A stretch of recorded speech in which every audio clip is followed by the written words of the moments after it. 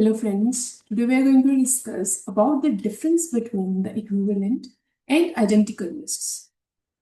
As we all know about the lists are the sequence of the elements. Now here, what we have? We have the two lists which consists of the same elements. If these two lists have the same elements, then these lists are called equivalent. But they are not identical because they are pointing to the different objects. L belongs to 456, M belongs to 456, but both are the different objects. That's why they are equivalent but not identical.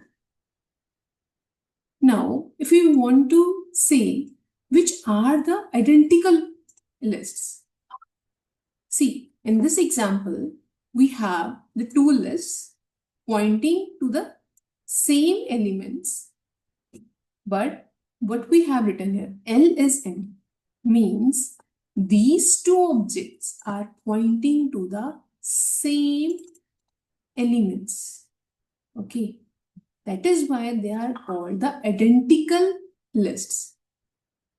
These two objects are identical to each other because they are pointing to the same list.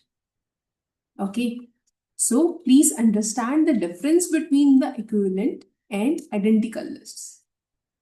I hope it is clear to all of you. If you like my video, kindly share and subscribe my channel. Thank you.